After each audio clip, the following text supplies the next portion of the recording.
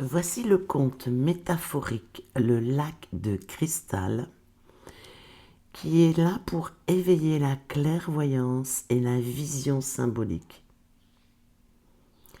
Ce conte travaille spécifiquement sur le troisième œil. Laisse-toi guider par ma voix et installe-toi confortablement.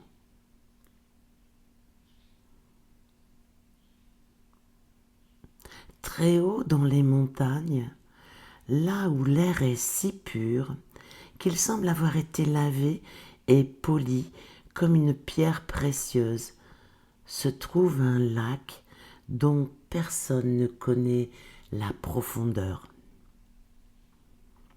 Les habitants des vallées en parlent avec respect, parfois avec crainte.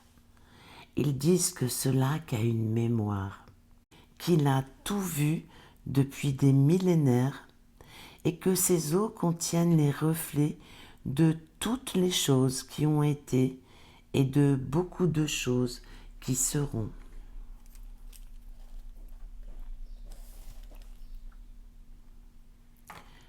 Vous arrivez au bord du lac par un sentier qui monte en spirale autour de la montagne. Le chemin a été long, mais vous ne le ressentez pas comme une fatigue. Vous le ressentez comme une préparation, comme si chaque pas vous avait allégé d'un peu de superflu, d'un peu de bruit intérieur, jusqu'à arriver ici dans un état de clarté inhabituelle.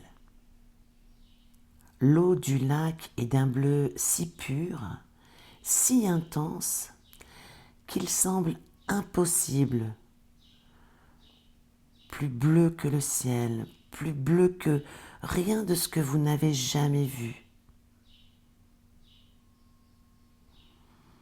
Et elle est parfaitement immobile. Pas une ride, pas un souffle de vent. Le lac ressemble à un miroir posé entre les montagnes par quelqu'un qui voulait montrer au ciel son propre reflet. Vous vous agenouillez au bord de ce lac, au bord de l'eau, et vous vous penchez légèrement en avant. D'abord, vous ne voyez que votre reflet, votre visage, familier, surmonté du ciel et des sommets enneigés. Puis, doucement, vous laissez votre regard s'approfondir, non plus en surface, mais à travers la surface, comme si l'eau n'était pas une limite, comme si l'eau n'était pas une limite dans un passage. Peut-être que vous connaissez ce regard qui ne fixe pas, mais qui traverse,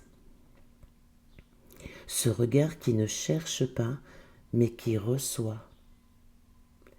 Les yeux légèrement défocalisés, les paupières détendues, l'attention qui glisse vers l'intérieur au lieu de rester accrochée à l'extérieur. C'est le regard de la clairvoyance. Et il s'éveille maintenant, doucement, comme une fleur qui s'ouvre dans la chaleur du matin. Dans les profondeurs du lac, quelque chose commence à bouger. Des images. Pas des images nettes et définies comme des photographies, des images fluides, symboliques, qui changent et qui se transforment comme des nuages en accéléré.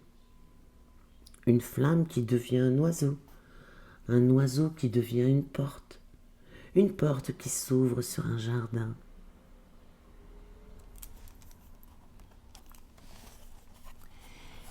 Ces images ne demandent pas à être comprises immédiatement. Elles demandent simplement à être regardées.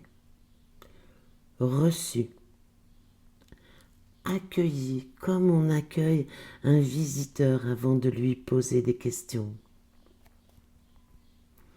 Au fond du lac, il y a une lumière. Elle brûle comme une bougie dans le courant imperturbable. Et dans cette lumière, quelque chose que vous reconnaissez. Oh, non pas comme un souvenir du passé, mais comme une reconnaissance plus ancienne, plus profonde. La reconnaissance de quelque chose que vous saviez avant d'apprendre quoi que ce soit d'autre. Vous restez là, les yeux dans l'eau, à recevoir. Le lac est patient. Il n'a pas besoin de vous impressionner. Il n'a pas besoin de vous prouver quoi que ce soit. Il sait que les images qu'il vous montre ce jour-là sont exactement celles dont vous aviez besoin au moment précis où vous en aviez besoin. Avant de redescendre vers la vallée, vous plongez doucement les 2 mains dans l'eau du lac. Elle est fraîche, mais d'une fraîcheur vivante, presque fidèle par endroits, presque tiède par endroits. Et dans la paume de votre main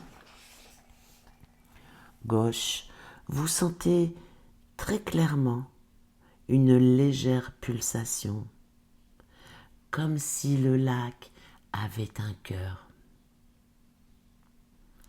En sortant vos mains, vous remarquez que l'eau a laissé sur vos paumes quelque chose d'invisible, mais de bien réel, une sensibilité nouvelle, une finesse de perception, comme si les yeux de vos paumes s'étaient ouverts.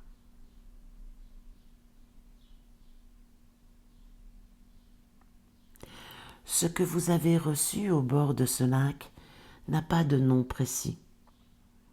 C'est une ouverture,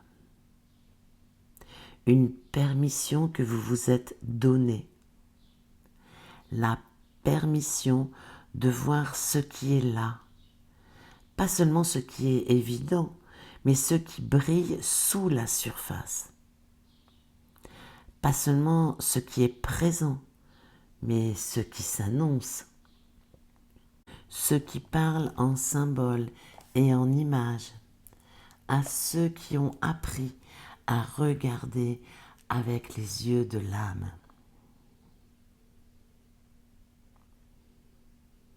La clairvoyance n'est pas une fenêtre que l'on force, c'est un lac que l'on contemple. La profondeur se révèle à ceux qui savent rester immobiles. Voilà, ce conte est terminé. Vous pouvez revenir à votre réalité et n'hésitez pas à revenir l'écouter autant de fois que vous le souhaiterez. Je vous souhaite une douce journée et de tout mon cœur l'éveil de toutes vos perceptions.